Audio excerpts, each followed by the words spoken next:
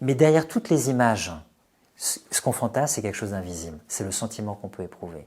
Donc, en fait, toutes les images qu'on se figure, tout l'imaginaire, le caractère d'imagination, de scénarisation, de situation, d'imaginaire collectif, on vise par le fantasme, qui prend toujours une figure, quelle qu'elle soit, qui peut se déplacer au cours de la vie, quelque chose qui n'a pas de figure. Le fantasme, c'est un scénario. C'est un scénario imaginaire, effectivement, fantasmé, rêvé, etc., lié ou pas à une passion ou à un interdit, on va le voir dans une situation d'interdit. C'est un scénario dont on est à la fois l'acteur, l'actrice, et le metteur en scène, la metteuse en scène. Qu'est-ce qui fait que la satisfaction d'un fantasme peut être insatisfaisante? La fonction fondamentale du fantasme, c'est de ne pas se réaliser. Ça ne veut pas dire qu'il ne faut pas chercher à ne pas le réaliser. Ça veut dire que le fantasme, sa fonction, c'est de ne pas se réaliser. On pourrait résumer, si vous voulez, toute cette section sur le fantasme par cette phrase incroyable: l'illusion cesse où commence la jouissance.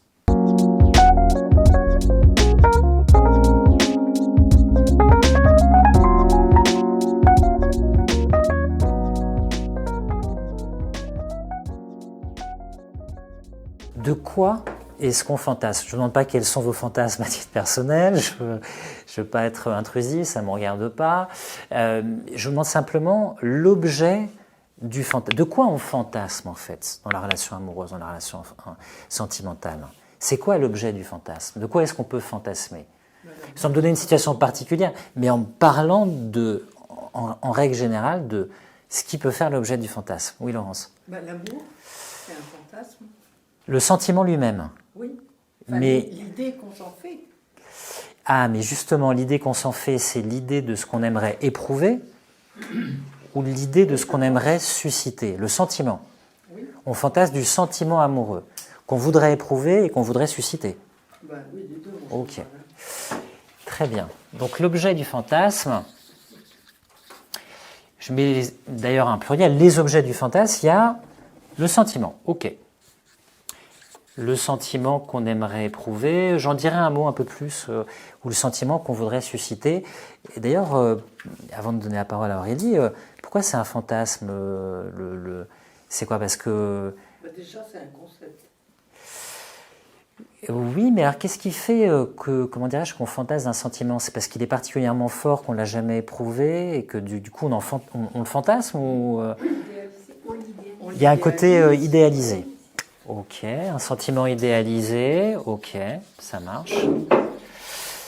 Qu'est-ce qui peut être l'objet du fantasme, à part le sentiment qu'on aimerait éprouver, qu'on aimerait susciter, Aurélie, puis après Eric? Une réalité possible, c'est-à-dire une histoire, une relation. Quelque chose qui se réalise. Alors ça c'est un peu vague, c'est de l'ordre de la relation sentimentale ou de l'ordre d'une... Quelque chose qui se réalise, possiblement. Mais alors ce quelque chose c'est quoi? Parce que... Ce quelque chose, c'est quoi? C'est une situation fantasmatique? On veut vivre une situation fantasmatique ou on veut réaliser une relation? C'est pas la même chose. Une situation. Ça peut être une situation, le fantasme. Ok, ça marche. Eric?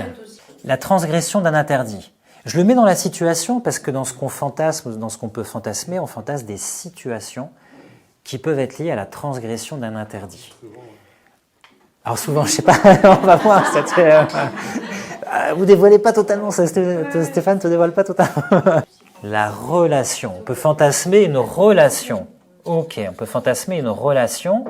C'est-à-dire comment je suis avec l'autre. On peut fantasmer d'une histoire d'amour. On peut fantasmer d'une aventure, d'une histoire, d'une relation de plus ou moins longue durée. D'une relation, au sens large du terme, que ce soit une aventure, une histoire, ok, c'est les objets du fantasme. Mais leur modèle, c'est à la fois dans les situations modèles, les situations types qui sont des fantasmes, du type jeu de rôle, ou alors des types, des modèles de relations qu'on aimerait vivre. Donc c'est vrai que le modèle, il est un peu partout, mais c'est vrai que je le mets à côté, il y a la dimension du modèle. On va voir qu'effectivement, le fantasme, il est à la fois intime, il est particulier, il est singulier, c'est ce dont je rêve intérieurement, c'est ce que j'aimerais réaliser, puis en même temps, il est un peu social aussi, il a des formes, des structures qui varient selon les sociétés. Donc, il est à la fois très intime, et puis en même temps, il va nous faire tomber dans un imaginaire social. Est-ce qu'il y a un autre objet du fantasme? Oui, Aurélie. Un bonheur? Ouais, moi je le mets dans les sentiments de réalisation, d'accomplissement. On peut fantasmer être heureux, être heureuse avec quelqu'un. Je vais vous rajouter un objet. C'est étonnant que il va tomber un moment. Hein. Il va tomber. Un autre objet qui pour moi aurait pu, pas dû, mais pu être mentionné au tout début. C'est en fantasme un type de personne. Oui, j'y pense. Vous n'avez pas des fantasmes en type de personne? Ça vous n'avez pas des... Parce que vous me dites les relations, les situations, les sentiments, etc. Quand vous avez un fantasme, c'est bien vous figurez quelqu'un. Au sens de la figure, elle prend figure cette personne. Je sais pas, non? Elle n'a pas une figure cette personne? Il est flou, elle est floue. Moi j'aurais mis ça dans relation. Ah, la relation, c'est le type de relation qu'on veut avoir. Est-ce qu'on fantasme d'une aventure? Est-ce qu'on fantasme d'une relation? Alors vous me dites non, je vois pas toujours son visage, il ou elle est flou. Bon, si vous êtes complètement dans le flou, ça va être difficile. Normalement, généralement, le fantasme, il prend une figure. Il prend une forme, à un moment, il se concrétise, même si quelqu'un n'est que l'occasion d'éprouver du désir. On va y venir peut-être à cette thèse, qu'en fait, c'est toujours l'occasion d'éprouver un sentiment, il prend bien quand même une figure. Donc parmi les objets du fantasme, on a la personne, le type de personne avec qui on voudrait sortir, qu'on voudrait rencontrer, qu'on aimerait bien revoir, le type de relation, ce qu'on fantasme de connaître comme type de relation. Ça peut être une aventure, ça peut être ça peut être un flirt, ça peut être une histoire de longue durée, ça peut être l'histoire d'une vie. On fantasme de rencontrer la personne de sa vie, l'homme ou la femme de sa vie, etc., comme on dit. Ça peut être une situation qui renvoie ou pas à un interdit, à une transgression. Il y a des situations fantasmatiques, érotiques, on fantasme de certaines, comment dirais-je, j'ai parlé du jeu de rôle, je vais y revenir, et on fantasme aussi des sentiments. Si on fantasme, c'est parce qu'on a envie d'éprouver du désir, qu'on voudrait susciter du désir et connaître une histoire sentimentale, émotionnelle, affective. Alors c'est le paradoxe du fantasme, c'est que contrairement à l'idéal amoureux, pour rebondir sur la remarque de Françoise, l'idéal amoureux, il reste un idéal qui s'incarne plus ou moins dans la réalité. Le fantasme, on peut le réaliser. C'est pas exactement... On peut le réaliser. On peut éventuellement le réaliser. On peut essayer, on va voir, mais on peut quand même à un moment, face à une situation... Alors premier paradoxe, vous allez me dire si vous êtes d'accord ou pas. Premier paradoxe, finalement, quand on regarde tous les objets du fantasme, je vous fais une proposition, vous me dites si vous êtes d'accord ou pas. Je pense que ce qui est fondamental, c'est là. En fait, le centre névralgique, ce qui est essentiel, c'est qu'en fait, à travers les situations, les personnes qu'on rencontre, le type d'histoire dont on rêve, les interdits, pas les interdits, le jeu de rôle, etc. En fait, on veut éprouver du désir ou de l'amour, que ce soit une émotion, un sentiment, etc. Et susciter du désir et être aimé. C'est quand même ça, et être, au moins, à minima, être désiré, susciter du désir et être aimé. Ça veut dire quoi? Prêtez bien attention. Si on va au bout de ce paradoxe, si vous l'acceptez. Mais c'est une proposition, c'est pas du tout, je vous l'impose pas. Si vous l'acceptez pas, vous aurez tort, mais vous pouvez. Mais je vous dis, c'est une proposition. Non, mais c'est une proposition. Sans rire, c'est pas du tout c'est pas quelque chose, c'est une thèse que je vous impose. C'est qu'en fait, dans le fantasme, je dis pas qu'il y a un problème, il y a une ambivalence.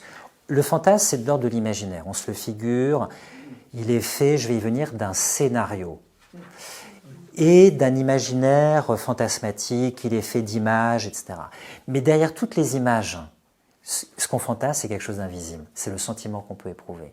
Donc, toutes les images qu'on se figure, tout l'imaginaire, le caractère d'imagination, de scénarisation, de situation, d'imaginaire collectif, on vise par le fantasme, qui prend toujours une figure, quelle qu'elle soit, qui peut se déplacer au cours de la vie, quelque chose qui n'a pas de figure, quelque chose qui est de l'ordre invisible, quelque chose qui est de l'ordre du sentiment. Donc l'ambivalence du fantasme, c'est qu'on espère à travers le fantasme éprouver quelque chose de l'ordre sentimental, affectif, de l'ordre du désir sexuel, etc., ou susciter quelque chose de l'ordre du désir, et qui en fait n'est pas l'imaginaire ou la figure dont on fantasme, c'est-à-dire que l'objet du fantasme n'est pas la finalité du fantasme. Et c'est ça qui est très troublant dans le fantasme, c'est que, au fond du fond, à travers toutes ces situations, toutes ces relations, tous ces types plus ou moins sociaux de personnes qu'on voudrait rencontrer, avec qui on voudrait s'accoupler, vivre, avec qui on voudrait éventuellement coucher, etc., ou pas, etc., dont on voudrait susciter l'intérêt, ce qu'on cherche, c'est là, c'est ici. Ça marche? Alors, ça c'est une première proposition, mais on n'a toujours pas défini le fantasme. Tu peux pas la réexpliquer parce que moi j'ai... C'est-à-dire, quels que soient en fait, quels que soient tes fantasmes, qui peuvent varier en fait comment dirais-je, d'un jour à l'autre ou d'une époque de la vie à l'autre, et qui peuvent se porter sur une personne ou sur une autre. Et, comment dirais-je, se porter d'une situation à une autre. On peut fantasmer d'être dans un rapport de domination et puis fantasmer après d'être dans un rapport de domination inversée. On peut fantasmer une situation type et puis fantasmer une autre situation type. En réalité, ce qui ne change pas l'invariant et ce qui est essentiel, c'est peut-être qu'en fait, à travers le fantasme, on cherche simplement à désirer, à être désiré, à aimer ou à être aimé. C'est-à-dire, ça peut même être une forme, en fait, on fantasme une forme d'exaltation, du désir, du plaisir aussi. Donc, les figures dont on fantasme, c'est pas forcément la finalité du fantasme. C'est-à-dire l'imaginaire ou les images, c'est un vecteur, tout à fait, c'est un vecteur, c'est une forme d'expression, mais cet objet du fantasme, c'est pas forcément la finalité du fantasme.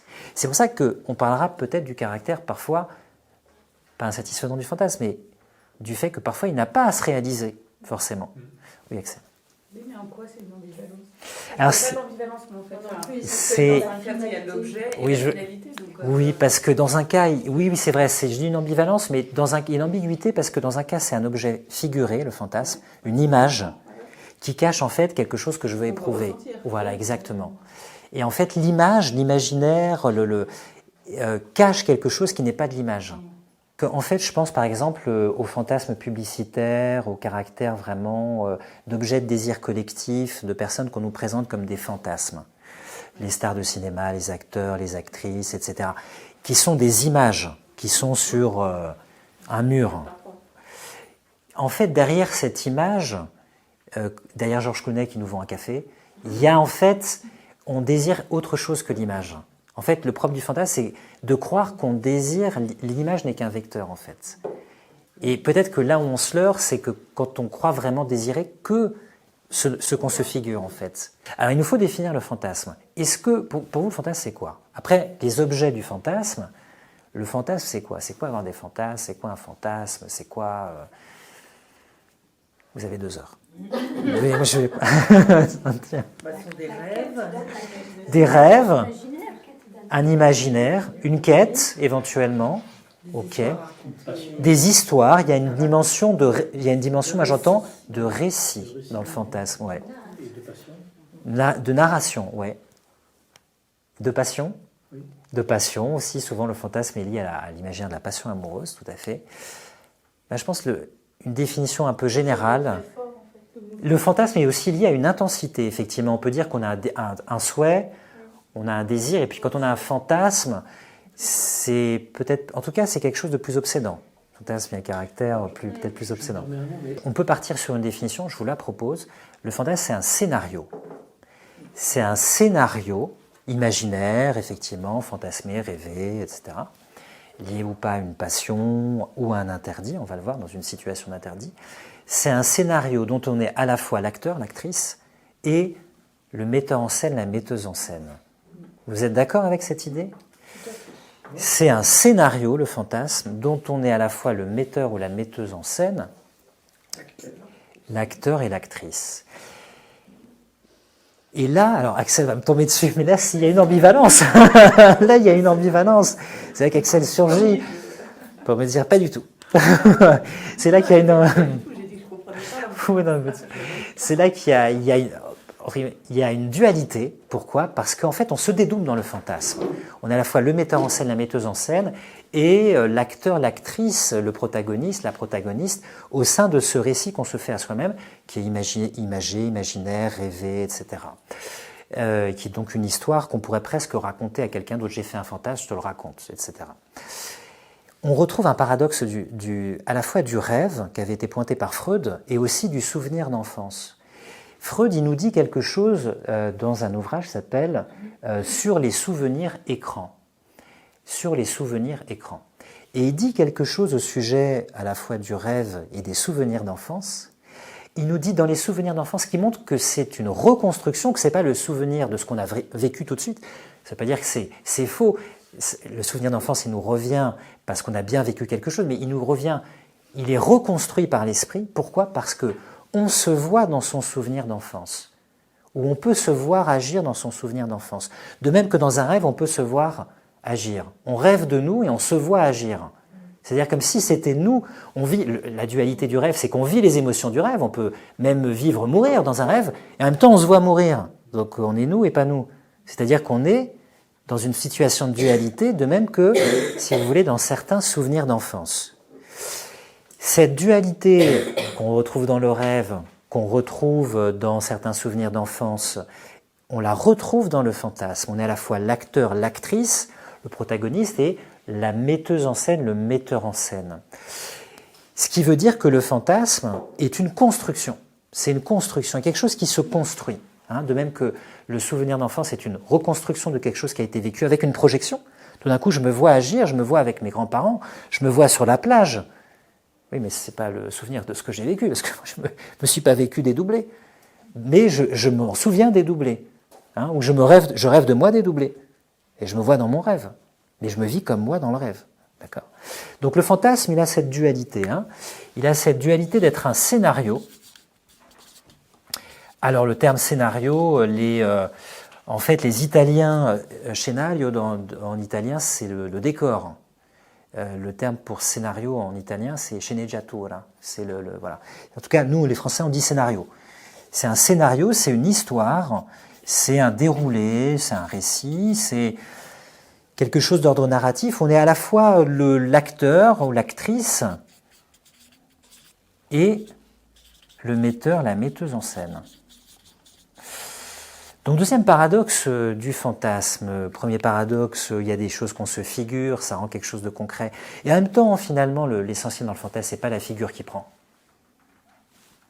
Puisqu'il y a un invariant, quelles que soient les situations, il y a toujours quelque chose que je fantasme et c'est ce que je vais éprouver.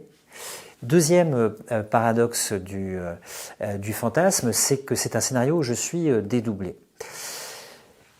Si je vous dis le fantasme est donc une situation, cette situation, elle peut prendre quel type de figure? Est-ce que vous avez des objets de fantasme ou des types de situations qui peuvent faire l'objet d'un fantasme? Pas pour vous forcément, mais des types je parlais de jeux de rôle à dessein tout à l'heure. Il y a souvent dans le fantasme un jeu de rôle, puisqu'on est... je file un peu la métaphore de l'acteur du cinéma, du metteur en scène, de l'acteur, de l'actrice, etc. Il y a un rôle à jouer dans un fantasme. Chacun a un rôle. Est-ce qu'il y a des jeux de rôle qui sont propres au fantasme ou pas? Oui, alors moi je vous prends des exemples, vous allez me trouver un peu fleur bleue. J'avais vu par exemple que, je ne sais pas ce que ça vaut ces études, mais que dans une étude faite sur un panel masculin, donc mesdames ne sautez pas, ne hurlez pas, voilà. Parmi les objets de fantasme, il y avait l'hôtesse de l'air en premier. En deux, je crois qu'il y avait l'avocate ou la femme médecin, qui était en deux, et puis je ne sais plus en trois. Et après, il y avait l'infirmière. Là, on touche du doigt, comment dirais-je, un paradoxe, un troisième paradoxe du fantasme, c'est que le fantasme, il est singulier, il est personnel, il est intime, je peux ne pas le confier, et il est toujours contextualisé socialement. Il est toujours contextualisé socialement, il s'inscrit toujours dans un imaginaire social.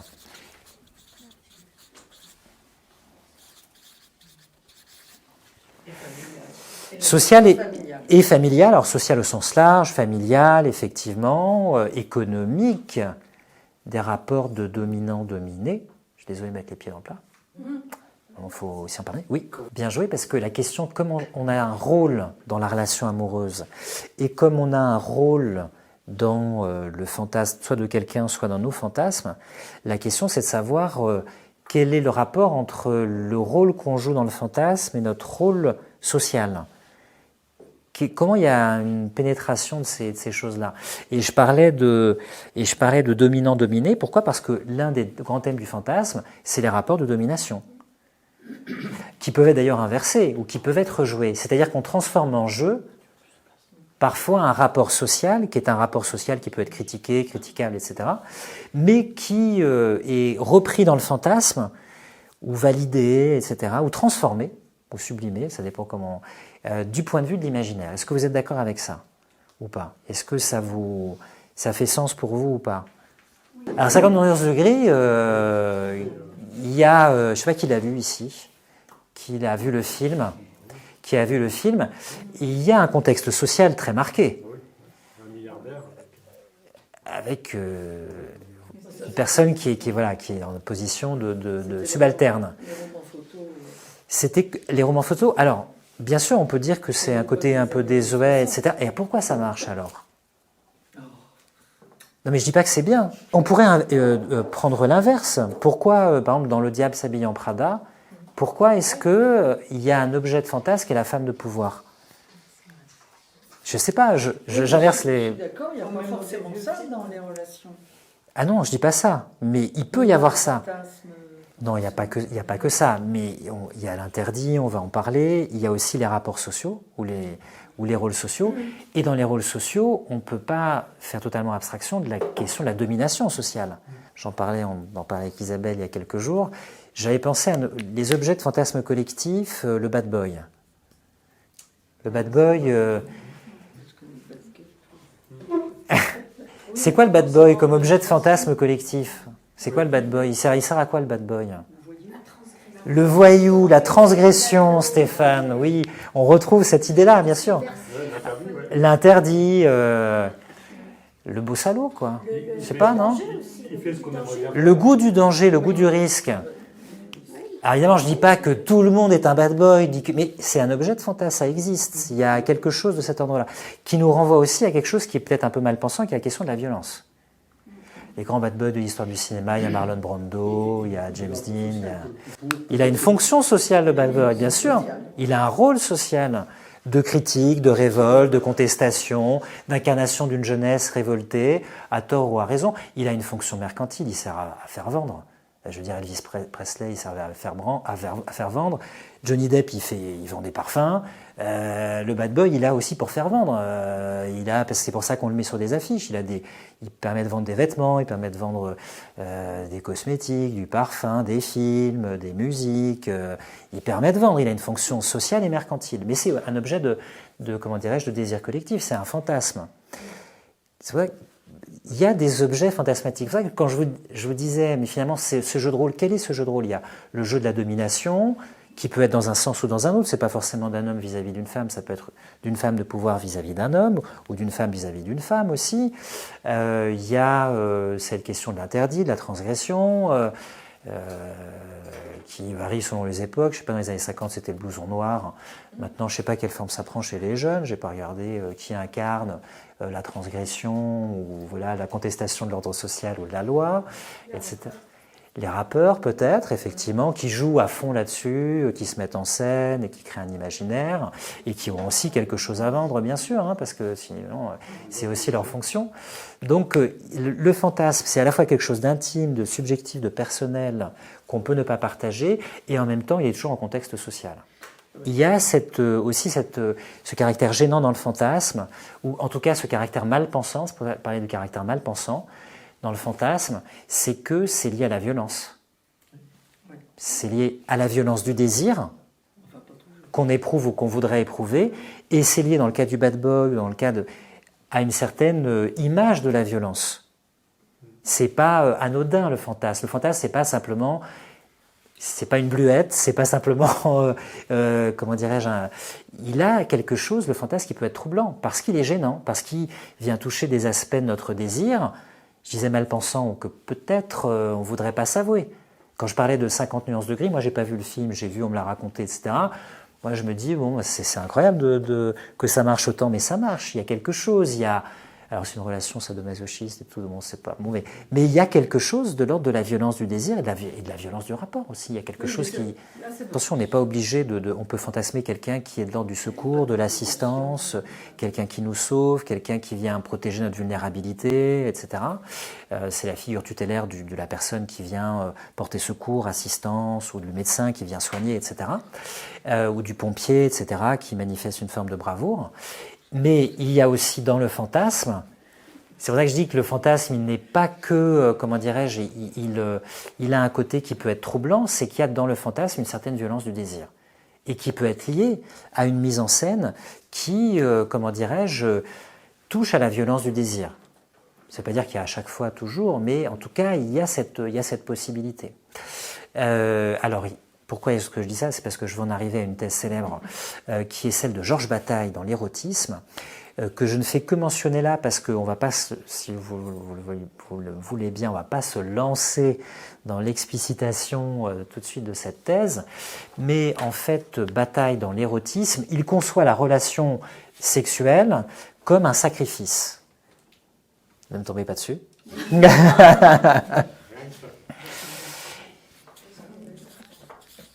Il y a quelque chose d'ambivalent dans le fantasme parce que c'est à la fois quelque chose de social qui renvoie à un jeu de rôle. Je veux dire, bon voilà, chaque époque a ses figures types. Je veux dire, au Moyen-Âge, il y avait un imaginaire chevaleresque qui n'est plus du tout, qui est complètement désuet maintenant, qui ne toucherait plus peut-être. Chaque époque a ses figures types. Donc il y a quelque chose qui est de l'ordre du contexte. Il y a peut-être quelques invariants dans le fantasme, le rapport à la violence du désir, la capacité d'affronter le danger, peut-être les rapports de pouvoir. Je ne dis pas qu'il faut le valider, mais peut-être les rapports de pouvoir entre hommes et femmes ou entre un même sexe. Et il y a quelque chose qui n'est pas social, selon Georges Bataille, qui est un archaïsme psychique qui vaut pour toutes les époques, quels que soient les contextes, qui est la relation sexuelle comme, comment dirais-je, un imaginaire de sacrifice. Pourquoi est-ce qu'il dit ça? Parce que pour lui, comment dirais-je, dans un sacrifice, il y a toujours une victime, et cette victime, elle est immolée pour un but qui peut être variable. Ça peut être pour des dieux, pour rendre propice une divinité. Et dans le cadre de la relation sexuelle, c'est lui qui parle, donc voilà. Chacun est une victime consentante du désir dans la relation sexuelle fantasmée ou fantasmatique et dans la relation sexuelle actée. Chacun est une victime consentante. Pourquoi? Parce que, alors lui, il a un imaginaire, qui renvoie peut-être à ce qu'on appelle maintenant la société patriarcale. Il pense qu'il y a un jeu de rôle prédéfini entre l'homme et la femme.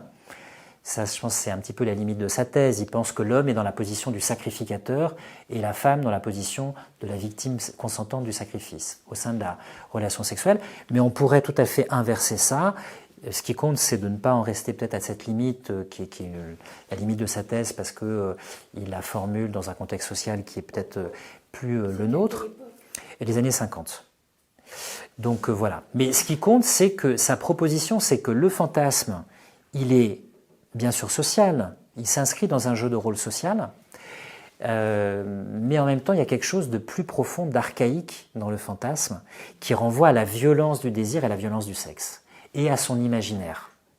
Et dans cet imaginaire, pour lui, ça c'est la proposition qui fait que je vous formule à titre de proposition, et qui n'est pas une thèse, mais pour alimenter votre réflexion là-dessus, la relation sexuelle, d'un point de vue symbolique et d'un point de vue fantasmé, et même aussi d'un point de vue réel, quand elle est concrétisée, prend, si elle est érotique, comment dirais-je, la figure d'un sacrifice consenti. Où, d'une certaine façon, les deux personnes ressentent la violence du désir, et à travers la violence du désir et l'érotisme de la relation, se trouvent comme transgressées toutes les deux par cette violence du désir, qui les conduit d'une certaine façon à ne plus s'appartenir. C'est-à-dire qu'à travers la violence du désir, à travers l'exaltation, à travers la relation érotique qu'ils ont l'un à l'autre, d'une certaine façon, ils s'abandonnent. Ils s'abandonnent à la fois l'un à l'autre, et ils s'abandonnent au sens où, d'une certaine façon, ils ne sont plus en position de contrôle, parce qu'ils sont livrés à la violence d'un désir qui les dépasse. C'est une proposition faite par Georges Bataille dans l'érotisme, et qui nous permet... Alors, je suis toujours dans ce thème de l'ambivalence, de dire que, à la fois, le fantasme, il est toujours dans un contexte social, et il renvoie aussi à quelque chose d'archaïque, qui est la violence du désir. Alors, lui fait cette proposition-là, si vous voulez. On peut faire d'autres propositions, mais pour lui, la violence du désir, c'est lié au sacrifice. Le sacrifice, c'est un acte rituel, comment dirais-je, archaïque, où il y a cette dimension de victime consentante dans la relation sexuelle. Oui, alors tout à fait, il faut y voir de l'animalité, parce que ce que dit Bataille, on pourrait vraiment développer, mais ce que dit Bataille, c'est que, comment dirais-je, le propre de l'être humain, c'est de se sentir transgressé par l'animalité de son désir. Le propre de l'être humain, c'est de se sentir transgressé par l'animalité de son désir. C'est à un moment quelque chose d'animal en lui le transgresse. Et il éprouve en lui cette transgression. L'animal, il a une relation sexuelle, il s'accouple, il copule, il a un coït. Mais il ne se sent pas transgressé par le sexe. La racine de l'érotisme humain, c'est de se sentir transgressé par le sexe. C'est ça l'érotisme. Ça veut dire qu'il y a... Alors conscient, inconscient, on est toujours un petit peu dans ces notions un petit peu...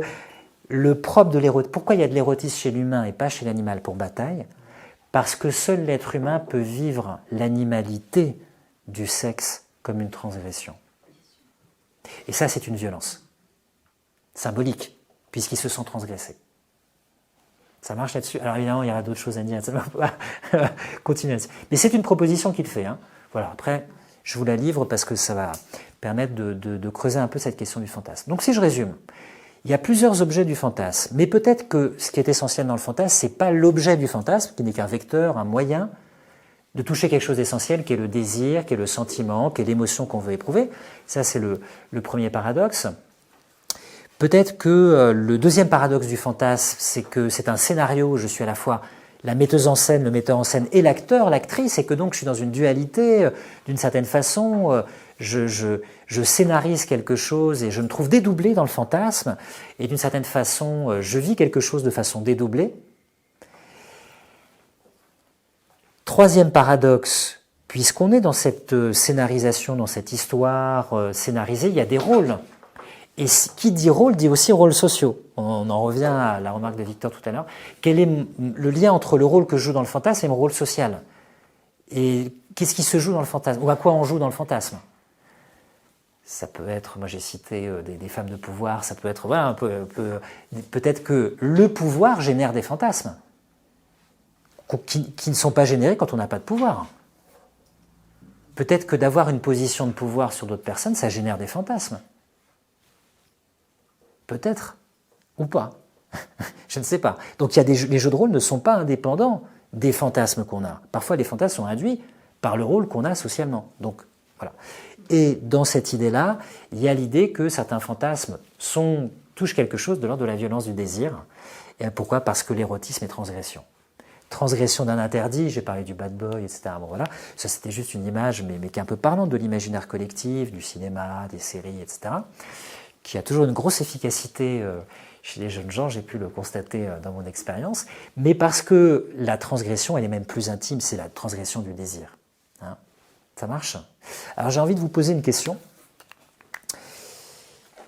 supplémentaire, c'est que finalement, est-ce que, comment dirais-je, quelle est la fonction du fantasme? On a vu son objet, on a vu sa définition, on a vu son ambivalence, on a vu peut-être le fait qu'il renvoie à quelque chose à la fois de social et d'archaïque, de profond. Pourquoi on fantasme en fait? Parce qu'on se pose la question, pourquoi on fantasme? Pourquoi on n'a pas simplement des relations d'amour?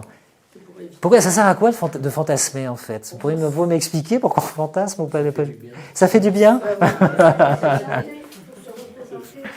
Ah, attendez, je note la fonction du fantasme. Parce qu'on fantasme, d'accord, mais bon... donc, le plaisir. Ok, ça fait du bien. Pour rêver... Représenter ce dont on désire, en fait. Avoir une image, une représentation d'un désir. Se figurer le désir, ok, ouais. Pour éviter le réel.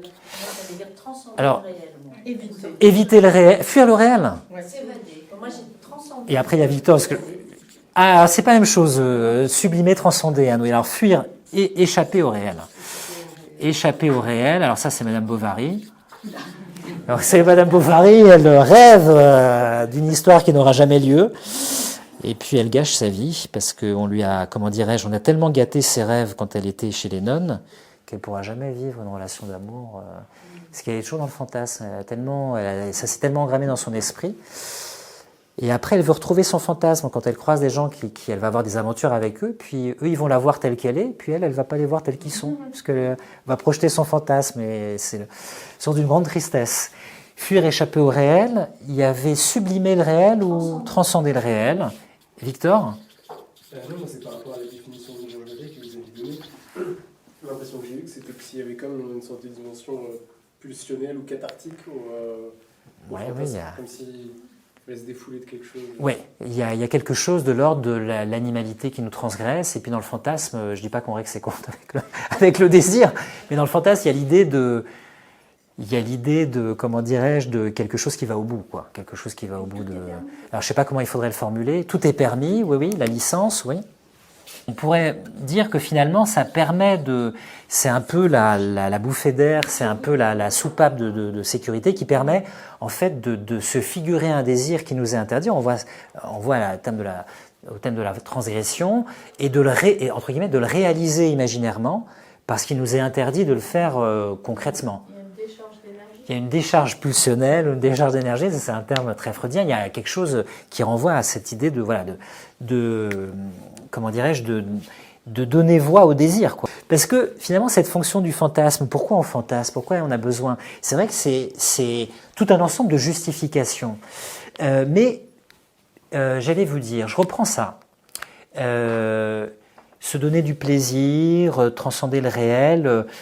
Je vous fais une autre proposition. Vous me dites si c'est pas aussi une explication possible. Compenser les frustrations, qui renvoie en fait à ça et qui permet aussi un petit peu de répondre, enfin de reprendre un peu, compenser les frustrations. Alors là se pose un problème du fantasme. C'est qu'il y a des personnes qui ne veulent pas réaliser leur fantasme. Qui ne veulent pas... Alors, vous allez me dire, attendez, si le fantasme, il sert justement à compenser les frustrations, à s'autoriser quelque chose qui nous serait interdit, à décharger l'émotion ou la pulsion qui est en nous, si c'est possible, pourquoi on ne le fait pas? C'est dans l'imaginaire. Mais admettons que vous soyez dans une situation qui correspond à vos fantasmes, et vous pouvez le faire. Ne détournez pas le regard, parce que... Vous pouvez le faire. Pourquoi certains ou certaines ne veulent pas réaliser leur fantasme? Parce qu'on ne peut pas me dire parce qu'elles veulent rester dans la frustration, c'est pas possible. Parce que c'est l'interdit qui est le plus fort, c'est la morale. Ouais, ça pourrait être, elles sont bloquées, quoi. Elles pourraient, voilà. La peur peut être là. La peur de l'échec. La peur de l'échec. C'est une transgression. Donc. La peur de l'échec, oui, la peur de la transgression, la peur, le poids de l'interdit. On n'est que dans des choses négatives. Moi, je vais vous faire d'être déçu. Stéphane, c'est ça? Parce qu'ils vont le perdre, tout simplement, ce qu'ils rêvaient. Eh ben oui, si vous réalisez. réalisez. C'est la peur de l'après. Et c'est la peur de l'après. Parce que j'allais vous dire, mais finalement, qu'est-ce qui fait que la satisfaction d'un fantasme peut être insatisfaisante? Parce que finalement, le fantasme, si on réalise, il est là, il est possible. Alors effectivement, il peut y avoir la peur, peut y avoir... Et la fonction même du fantasme, je vous propose ça comme paradoxe, c'est de ne pas se réaliser. Puisque, comme l'a dit Stéphane, une fois qu'il est réalisé, il n'est plus fantasme. Et quand je vais le vivre dans sa réalisation, il ne pourra pas être le fantasme. Il ne pourra plus jamais même. Et alors, non seulement il ne pourra plus être après, comme le disait Eric, mais même pendant, parce que le propre du fantasme, c'est d'être un imaginaire. Dès qu'il est réel, il n'est plus fantasme. Donc la fonction fondamentale du fantasme, c'est de ne pas se réaliser. Ça ne veut pas dire qu'il ne faut pas chercher à ne pas le réaliser. Ça veut dire que le fantasme, sa fonction, c'est de ne pas se réaliser. Et je vous propose un paradoxe supplémentaire, et après Laurence... Pardon ? Il faut en créer toujours des autres. Et après, il faut le remplacer, ce fantasme, parce qu'il est mort. Et d'ailleurs, il est mort dans sa réalisation. Parce que dès que vous le réalisez, vous vivez... Alors, tout n'est pas décevant non plus. Je ne sais pas si vous avez déjà vu quand même... Vous avez réalisé peut-être des fantasmes, ou vous avez peut-être fantasmé sur quelqu'un avec qui, finalement, vous avez pu sortir, vous avez pu connaître intimement, ou nouer en même temps... Enfin, une histoire, à tout le moins, ou une aventure. Et tout n'était peut-être pas décevant. Mais en même temps que ça n'était pas le fantasme, puisque sa réalisation n'était pas imaginaire. Donc, la fonction fondamentale du fantasme, c'est de ne pas se réaliser, parce que quand il se réalise, il n'est plus fantasme. Et la deuxième chose que je vous propose, et on va en venir au texte de Rousseau, qui à mon avis est génial, c'est un des grands textes de l'histoire de la philosophie, pour moi il est génialissime, c'est que en fait le fantasme, il réalise déjà le désir. Le fantasme, il réalise déjà le désir. Le problème, c'est que le fantasme est déjà une réalisation du désir. Donc, pardon ? En En image, en imaginaire, en rêve, en narration, en scénario, en situation fantasmée, etc. Donc, la fonction du fantasme, c'est de ne pas se réaliser, parce que quand il se réalise, il n'est plus fantasme. Et 2, il est déjà réalisation du désir dans le scénario. C'est pour ça qu'au moment de la réalisation, il y a, je ne dis pas qu'il y a un problème, mais il y a toujours quelque chose qui est en décalage avec cette réalisation qui a précédé. Vous êtes d'accord avec ça? En tout cas, c'est une proposition. Hein. Parce que ça va nous permettre de regarder autrement le texte de Rousseau. Alors ce texte, on avait lu un premier paragraphe de quelques lignes. Alors du coup, on va le reprendre parce que tout le monde n'avait pas n'était pas là la dernière fois. C'est le texte qui s'appelle « Le prestige de l'objet du désir ». Donc Jean-Jacques Rousseau, dans Julie ou la nouvelle Héloïse, c'est un roman qui met en scène notamment le personnage de Julie. Alors je l'avais dit la dernière fois, je le redis, Julie, elle a eu comme précepteur quelqu'un qui s'appelle Saint-Preux. Elle a vécu, elle a eu des sentiments amoureux pour lui, et inversement. Et puis Julie finalement s'est mariée avec Monsieur de Volmar. Elle est devenue Madame de Volmar. Et je l'avais dit la dernière fois, elle a tout ce dont elle rêvait, elle a tout ce qu'elle désirait. Et donc Julie s'est mariée, elle a un mari qui est charmant, elle a des enfants, elle a un beau domaine, elle a un beau jardin, elle a du temps pour elle, enfin bref, on l'a plein quoi. C'est dur. Je veux dire, elle n'a pas de problème de fin de mois. Tout. Elle a comblé tous ses désirs en fait. donc elle s'emmerde. C'est bien dit Laurence, donc elle s'emmerde. C'est-à-dire en fait, c'est le problème, c'est-à-dire que le bonheur, je dirais autrement, le bonheur ne rend pas heureux. Pourquoi est-ce que le bonheur ne rend... Si le bonheur est l'accomplissement du désir, le bonheur ne rend pas heureux. Et là, elle va parler justement du désir et du fantasme. Alors, on reprend le premier paragraphe parce qu'il dit quelque chose vraiment d'important. Je relis c'est elle qui écrit à Saint-Preux, justement. Dans le règne des passions, et elle parle des passions, hein. Quand elle dit « elle » au pluriel, c'est les passions. Dans le règne des passions, elles aident à supporter les tourments qu'elles donnent, elles tiennent l'espérance à côté du désir. Tant qu'on désire, on peut se passer d'être heureux. On s'attend à le devenir. Si le bonheur ne vient point, l'espoir se prolonge et le charme de l'illusion dure autant que la passion qui le cause. Ainsi, cet état se suffit à lui-même et l'inquiétude qu'il donne est une sorte de jouissance qui supplée à la réalité. Elle dit quoi? Elle dit finalement, la passion est un tourment, le désir passionnel est un tourment, mais ce tourment est jouissif. Ce tourment est jouissif parce que ce désir qui pourrait, s'il est pris simplement, isolément, le désir qui est inassouvi, il est frustration. Mais qu'est-ce qui fait qu'il est jouissance, ce désir? Qu'est-ce qui fait que désirer ou fantasmer, on va parler du fantasme ou de l'imaginaire, il va parler de l'imagination, qu'est-ce qui fait que le désir peut être une forme de jouissance? Parce qu'il y a l'espoir. L'espoir est l'illusion, effectivement, que l'espoir produit. Donc vous désirez passionnément quelqu'un ou quelque chose, vous avez un désir passionné ou passionnel, et vous avez l'espoir de posséder l'objet de ce désir. Et cet espoir produit une... Alors, quelle illusion? Parce qu'elle parle de l'illusion, elle ne nous a pas encore expliqué quelle est cette illusion. Pourquoi il y a une illusion dans le fantasme? C'est quoi l'illusion du fantasme? Vous allez voir que il y a une illusion. Et elle nous dit donc finalement les tourments d'un désir qui est encore inassouvi, finalement sont compensés par le bonheur qu'on a anticipé de conquérir un jour l'objet de son désir. C'est l'espoir. C'est l'espoir et l'illusion qu'il porte avec l'illusion du bonheur, justement. Ça va être l'anticipation, la projection. On s'y voit déjà. On y est déjà. Voilà. Hein, il suffit de vraiment un papier à cigarette, là, vraiment. Et puis on va imaginer que des choses qui nous plaisent.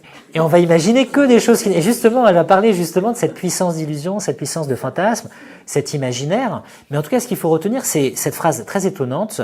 C'est vrai que quand on l'a dit, quand on l'a dit à des élèves, tant qu'on désire, on peut se passer d'être heureux. Je me disais, attendez, le but c'est d'être heureux, mais j'en dis, je ne sais pas si le but c'est d'être heureux. Parce qu'elle dit, je suis heureuse, mais j'ai tout ce que je désirais, je ne suis pas heureuse. On s'attend à le devenir. Hein, voilà, donc le désir passionné est un tourment, mais un tourment qui est une inquiétude, elle le dit, l'inquiétude du désir, mais qui, doublé de l'espoir et de ses illusions, devient une jouissance parce que ça nous tient en haleine, et on croit presque toucher déjà l'objet de son désir. Alors quelle est l'illusion du fantasme et du désir? Elle nous le dit justement dans la suite du texte.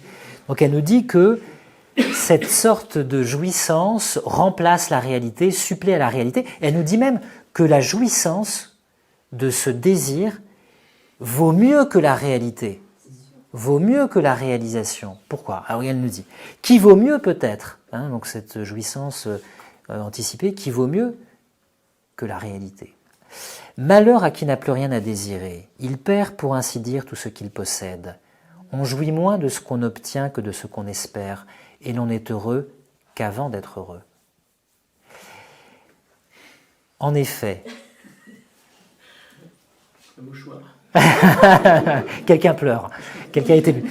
En effet, l'homme avide et borné, fait pour tout vouloir et peu obtenir, a reçu du ciel une force consolante, qui rapproche de lui tout ce qu'il désire, qui le soumet à son imagination, qui le lui rend présent et sensible, qui le lui livre en quelque sorte, et pour lui rendre cette imaginaire propriété plus douce, le modifie au gré de sa passion. Il parle du fantasme, justement.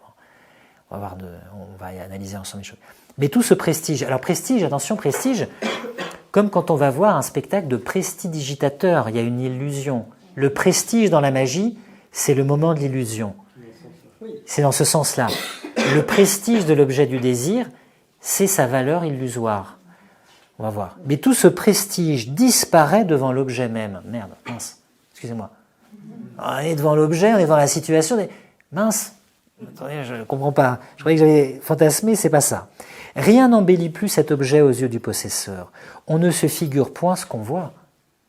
Le fantasme est figuration. Dès qu'il est remplacé par la réalité d'une perception, il n'est plus fantasme. On ne se figure point ce qu'on voit. L'imagination ne part plus rien de ce qu'on possède. L'illusion, alors phrase incroyable, l'illusion cesse où commence la jouissance.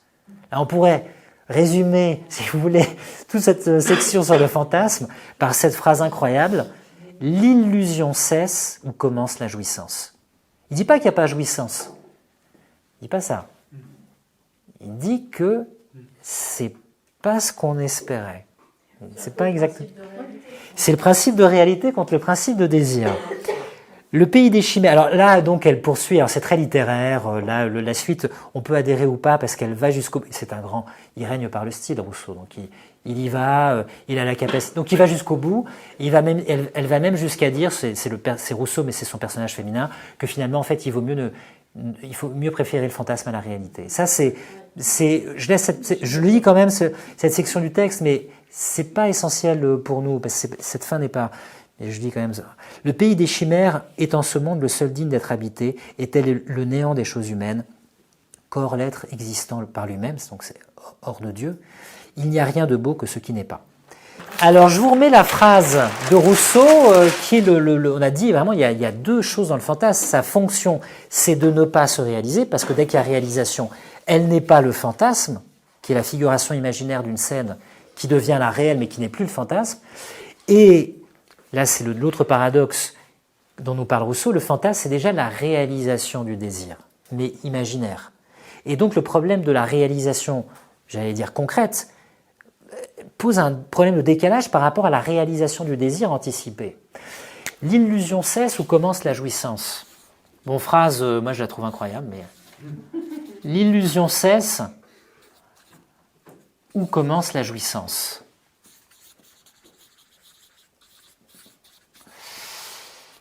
Quelle illusion disparaît dans la réalisation du fantasme ou du désir? Qu'est-ce qui disparaît en fait? L'imaginaire. Et pourquoi l'imaginaire? Pourquoi il y a un prestige, c'est-à-dire une illusion imaginaire autour de... Il il y a dans des phrases, il nous dit ce que fait l'imagination par rapport à l'objet. Et après, Parce que pour nous, c'est pas réalisable. On pense qu'on n'y arrivera jamais. ah, et donc du coup, On mais... ne pourra jamais l'atteindre. Ah, il y a un côté inatteignable. Oui, il y a un côté inatteignable. Et alors justement, vous avez tout à fait raison, mais qu'est-ce qui rend la situation, la réalisation, l'objet du fantasme apparemment irréalisable ou c'est une propriété que produit l'imagination. Non, je veux dire la même chose, je veux dire que c'est un idéal. C'est un idéal. Modifié à notre gré. Alors il y a, c'est infini. Oui. La jouissance, ça marque un coup d'arrêt. Ça marque un coup d'arrêt. Il y a une attente ardente.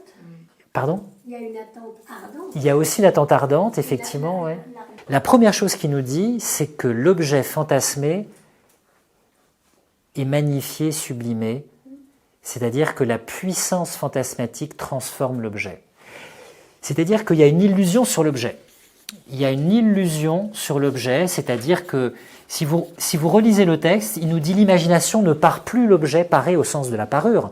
Comme quand quelqu'un est paré à des joyaux, des bijoux, des vêtements, je sais pas, du maquillage, ou je sais pas, quelque chose qui sublime sa beauté. Pardon ?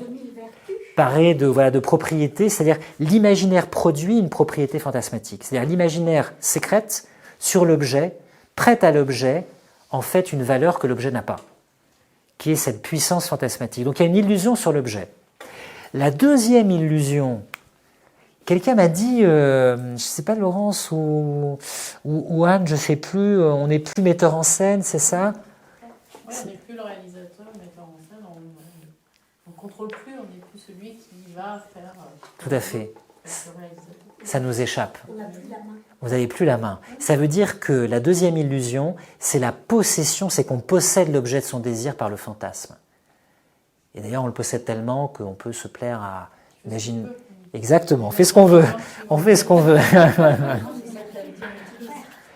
La maîtrise, c'est l'illusion de la possession.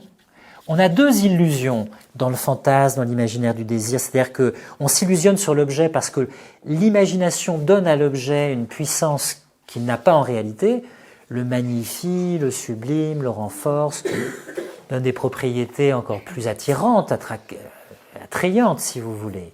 Et la deuxième illusion, c'est qu'on possède déjà l'objet avant la réalisation, avant de posséder l'objet. Ça veut dire quoi ? Ça veut dire qu'au moment où on possède l'objet de son désir, je parle de possession, mais ça peut être une situation à vivre, ça peut être au moment où ça peut être même, je prends un truc qui n'est pas sentimental et encore moins sexuel, ça peut être vous avez fantasmé un poste, une position, une réalisation, une réussite, vous avez fantasmé de ce que ça pouvait vous ouvrir comme je sais pas, comme accomplissement de perspective, de vie relationnelle, etc. Puis en même temps, vous êtes dans le poste, vous dites ouais c'est bien, je suis vraiment content, et puis vous n'arrivez pas à vous réjouir autant que ce que vous aviez pensé. Alors Le quotidien le banalise. il y a aussi le caractère de banalité, et puis il y a quelque chose que dit Rousseau. Oui, Laurence ? Il y a quelque chose que dit Rousseau, c'est qu'en fait, c'est un grand paradoxe, on ne possède jamais l'objet de son désir. Pourquoi ? Parce que quand on possède l'objet qu'on a désiré, d'une certaine façon, on perd l'objet de son désir. L'objet, ça veut dire quoi ? Ça veut dire que l'obtention, on dit toujours tu satisfais ton désir, l'obtention est une perte. Ça nous renvoie à la... Alors je vais marquer au tableau, mais c'est la phrase « On jouit moins de ce qu'on obtient que de ce qu'on espère ». On jouit moins de ce qu'on obtient que de ce qu'on espère. Non, on jouit de ce qu'on a, de ce qu'on obtient. Non. On jouit moins de ce qu'on obtient que de ce qu'on espère, et l'on est heureux qu'avant d'être heureux, c'est-à-dire que l'obtention de l'objet du désir consiste à perdre l'objet de son désir. On perd l'objet de son désir. C'est-à-dire obtenir l'objet de son désir, en tout cas obtenir l'objet fantasmé, je vais le mettre comme ça, c'est perdre. C'est une perte, c'est perdre cet objet. C'est perdre cet objet parce que l'objet qu'on va posséder, ou la situation qu'on va vivre, etc., ou la personne dont on va conquérir le cœur, même un instant, etc., n'est pas la personne, ou la situation, le scénario n'est pas, comment dirais-je, aussi sublime, aussi magnifiée, aussi polarisante que celle qu'on avait dans notre imaginaire. Donc il y a une perte de l'objet, et d'une certaine façon, comment dirais-je, l'objet qu'on possède n'est pas l'objet du désir. C'est un autre objet. On ne possède jamais l'objet de son désir. Quand on possède un objet, il est autre que l'objet désiré. C'est les deux, parce qu'à la fois on perd l'objet désiré parce que celui qu'on obtient n'est pas celui qu'on avait fantasmé avec toutes ses propriétés fantasmatiques. Et, comment dirais-je, quand on assouvit son désir, on perd le désir pour l'objet puisqu'on l'assouvit. Donc on assouvit son désir, en même temps on perd le désir qui rendait l'objet désirable. Donc au fur et à mesure qu'on assouvit le désir, l'objet avec lequel on l'assouvit est moins désiré puisqu'on l'assouvit. Ça veut dire quoi? Ça veut dire que assouvir son désir,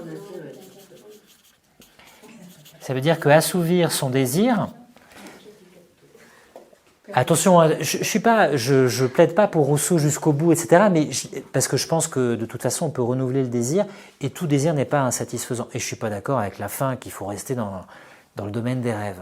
Mais je trouve qu'il est intéressant pour penser le fantasme et le paradoxe du fantasme. Et pourquoi parfois on préfère ne pas réaliser un fantasme? Parce qu'on dit mais alors pourquoi tu veux pas le réaliser puisque c'est là, tu en fantasmes, tu l'as imaginé, c'est maintenant, c'est possible. On dit mais non. Je ne veux pas le réaliser, ce fantasme. Donc il y a quelque chose qui est lié au fantasme lui-même. Après, je donne la parole à Éric. Assouvir son désir, c'est perdre son désir pour l'objet. C'est perdre son désir pour l'objet. Donc, l'objet n'est plus désirable, ou il est moins désirable. J'avais pris l'exemple du poste, vous rêvez d'un poste, d'une position, etc. Vous l'avez, vous ne pouvez plus en fantasmer. C'est-à-dire, vous pouvez. Donc d'une certaine façon, la situation que vous vivez n'est plus la situation du fantasme, puisque elle est là, et donc, d'une certaine façon, le fantasme n'est plus. Donc moi, vous savez, je n'ai pas de plaidoyer personnel, je trouve que le texte est génial pour poser le problème du fantasme. Après, on peut chercher à réaliser ces fantasmes, mais le texte nous dit, attention, n'attendez pas que cette réalisation soit exactement ce que vous avez espéré, parce que elle qui a tout ce qu'elle désire, ben, si, admettons que vous vous leviez un matin, et c'est peut-être votre cas, je ne sais pas, et vous avez tout ce dont vous aviez rêvé. Alors Lydie, elle s'ouvrir. Lydie, vous vous levez demain matin, et puis vous avez tout ce dont vous aviez rêvé, tout ce que vous désiriez. Alors le problème c'est, est-ce que c'est encore désirable? Ben non, puisque vous l'avez. Est-ce qu'on se lève? Est-ce qu'on se lève? Est-ce qu'on se lève? Vous vous levez pas. Si vous avez la vie rêvée, vous levez. Mais si vous vous levez, vous êtes voilà, vous êtes aux Seychelles ou aux Maldives, vous vous levez, vous dites, écoutez, il est déjà 11h, bon, vous écoutez les nouvelles, et puis voilà, je ne sais pas, mais... L'épicurisme, c'est ça, c'est de profiter de ce qu'on a. Oui, Oui, c'est le grand problème en fait, c'est tout à fait la définition vraiment du bonheur selon Épicure, c'est se contenter de ce qu'on a. C'est le bonheur comme contentement. C'est être content. Oui, mais je suis d'accord. Mais si vous vous contentez de ce que vous avez, vous n'avez plus de désir. Donc, et là, mais pour le personnage de Rousseau, bien sûr, mais oui, bien sûr, mais c'est une ascèse. Ils ont une plénitude qui fait qu'ils n'ont plus besoin de la dynamique du désir. Mais elle, comme personnage féminin du roman, elle dit, mais finalement, comme je n'ai plus rien à désirer, plus rien n'est désirable. Donc les choses que j'ai déjà, je ne les désire plus puisque je les ai. Et c'est ça le problème. Oui, Victor, vous dites. Du coup, j'ai oublié mes questions. Ah ouais, okay. C'est un vieux truc de prof, ça. Voilà, on temporise tellement que la personne a faim. C'est la stratégie de voilà. Donc en tout cas, ce texte, il est intéressant pour poser le problème du fantasme et le problème du désir. Et vous allez voir qu'on va retrouver ce problème dans une phrase de Valérie, qui est le chapitre suivant, qui est le texte suivant, qui est un texte très très court, on le regardera la fois prochaine, où Valérie dit « Le réel ne peut être désiré. Le réel ne peut être désiré. » Voilà, c'est là, vous êtes dans la situation, vous l'avez, vous le possédez. Alors, ça pose problème, parce que, à la limite, vous savez, il y a une grande formule du bonheur qu'on trouve chez Augustin, qu'on prête à Augustin, en fait, je ne l'ai jamais retrouvée. Alors, elle est peut-être perdue dans un ouvrage que je ne connais pas d'Augustin d'Hippone. Et on prête à Augustin la formule, le bonheur, ce serait de désirer ce qu'on a. Ce serait de désirer. Vous vous levez, vous avez, et vous désirez ce que vous avez. Oh, c'est beau. Et en fait, le problème... Ah oui, c'est magnifique. Mais c'est tout le problème du contentement dont on parlait. Et Valérie pose un problème qui est un peu lié. Est-ce qu'on peut désirer ce qui est? Est-ce que vous êtes là? C'est là, c'est ce qui est. Est-ce que Oui, mais il n'est pas sous nos yeux. Ah oui, mais non, c'est ce qui est. Voilà, vous êtes là dans la situation, c'est ce qui est. Est-ce qu'on peut désirer ce qui est? Ou bien est-ce qu'on désire toujours? On parlait de ce qui nous échappe, de ce qui n'est pas là, c'est le problème et on va voir que la question rebondit avec son texte. Donc en tout cas, là, on a quand même pas mal déblayé la question du fantasme. Hein, on a déjà fait un tour d'horizon qui est pas mal. Et puis on a pu poser quand même des problèmes fondamentaux du fantasme, c'est pas pour vous troubler inutilement, même si j'ai un malin plaisir quand même. Ça, on est en soirée, je sais que voilà, mais ça pose vraiment des questions. Puis le texte de Rousseau, il fait cette proposition il formule le problème. Ça marche? Bonne fin de soirée, tout le monde.